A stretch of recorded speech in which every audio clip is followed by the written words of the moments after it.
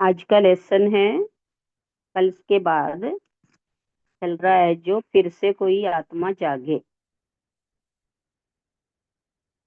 कल हमने वैराग्य के बारे में, ब्रह्मदत्त के बारे में सुना था कि ये सोधरा को जो है बुद्ध ने जो दिया, अपने पुत्र राहुल को दिया।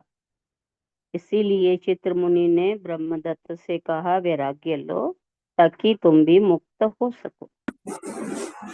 और इसके बाद आज बता रहे हैं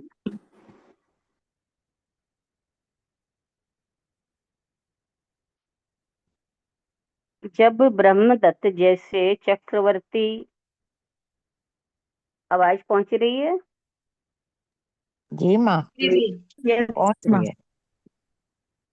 जब ब्रह्मदत्त जैसे चक्रवर्ती, सिकंदर जैसे विश्व विजेता भी अतृप्त, अपूर्ण प्यासी आत्मा की तरह चले गए, तो हम जो सदा और की आकांक्षा करते रहते हैं, कैसे तृप्त होकर जा सकेंगे?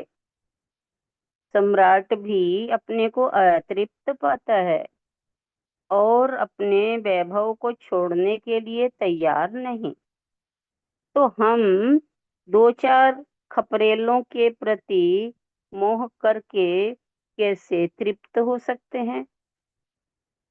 न तो जीवन से और न काम क्रोध से कोई तृप्त हो पाता है। जीवन भर चाहे वह प्रार्थना करे कि हे प्रभु मुझे उठा लो, लेकिन जैसे ही मृत्यु का समय करीब आता है, हर व्यक्ति स्वयं को मौत से बचाने का इंतजाम करने लगता है। यह न समझना कि ये न समझना कि कोई बूढ़ा हो गया है तो काम क्रोध से मुक्त हो गया है। साधन जितने अधिक विस्तार पाते जाएंगे, मनुष्य की तृष्णा और वासना भी बढ़ती जाएगी। 70 वर्ष का बूढ़ा जिसकी 3 पत्नियां मर चुकी हैं, चौथा विवाह समाज के भय से चाहे न करे, लेकिन मन तो चल ही रहा है, और समाज की अनुमति हो जाए तो अपनी ओर से चौथी पांचवी शादी करने को तत्पर रहता है। मन कभी मन कभी तृप्त होता नहीं। शरीर तो बूढ़ा हो जाता है, मन बूढ़ा नहीं होता, बल्कि मन उच्च चंचल होता है। मन तो स्वर्ग के नाम पर नरक ही तलाशता है। मन तो ईमानदारी के बहाने में बेईमानी के करतब ढूंढता है। अपने हाथों में फूल दिखाता है, लेकिन पहुंचाता हमेशा कांटों तक है। मैं तो समझता हूँ कि संसार का कारण न तो क्रोध है, न अहंकार है, अपितु जन्मों जन्मों तक संसार के निर्माण का मुख्य कारण मनुष्य के मन में बसने वाली इच्छा है। काम भोग की भावना है। वो व्यक्ति वीतराग है जो कंचन कामनी से ऊपर है, उपरत है। उसकी सांसारिकता की तृष्णा मिट चुकी है।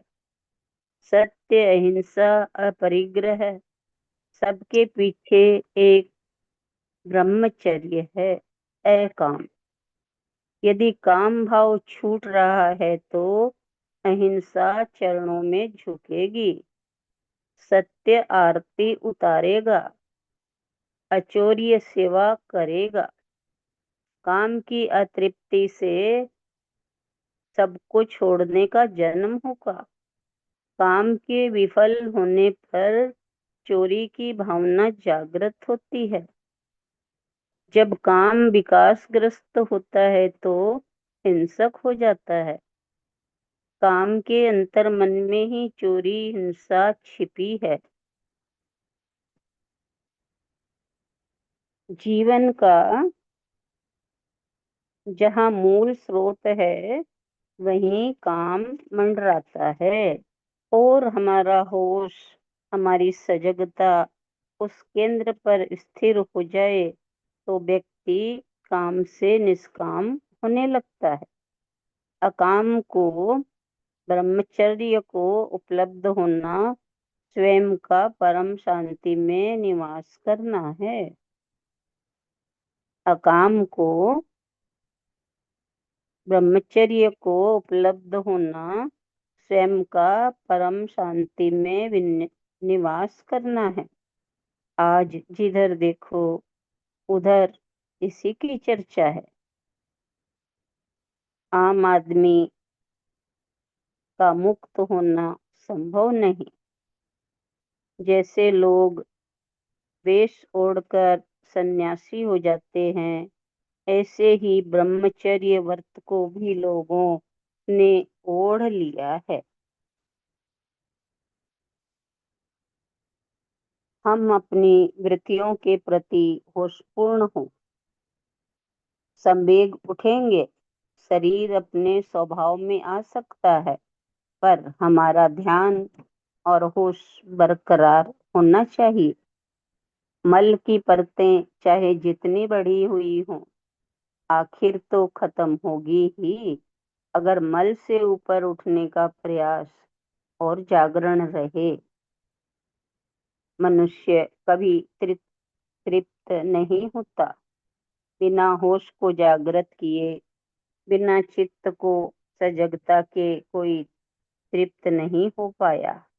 अपने आप को देखो और पूछो कि कितने तृप्त हुए।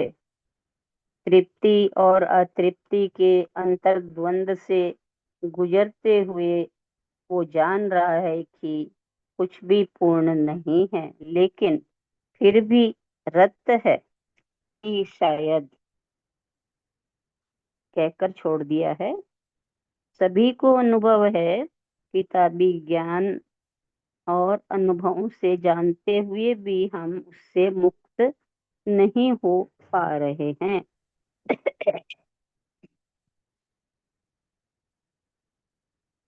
मैंने सुना है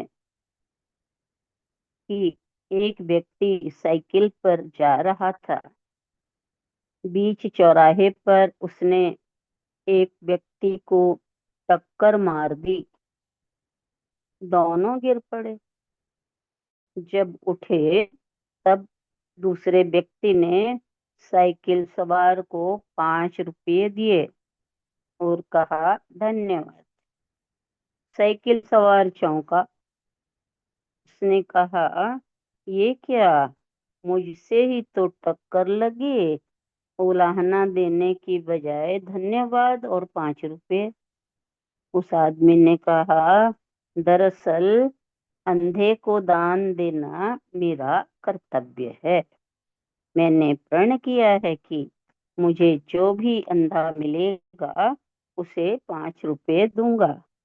अब तुमसे अधिक अंधा कौन होगा जो आंखें होते हुए भी देख नहीं सकता। तुम्हें दान देना मेरा फर्ज है।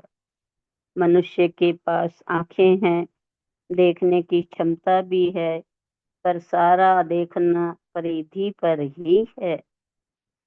सारा देखना परिधि पर हो रहा है, केंद्र में कोई नहीं पहुंचता। मेरा निमंत्रण यही है कि व्यक्ति स्वयं को केंद्र में लाए, होश में लाए, सजगता में जिए, दुष्टा भाव, दृष्टा भाव को भीतर अपने अंतर गुत्था में लाए, अपना आंतरिक केंद्रीकरण करें। होश में हर हमेशा अपने होश को हमेशा अपने हृदय में स्थित रखो। परिधि पर टक्कर लगे या ना लगे, भीतर तो टक्कर ना लगे। इन बाह्य आंखों को खोलने की जरूरत है। इन आँखों के भीतर जो आँखें हैं, उन्हें खोलने की ज़रूरत है। इतना ही ले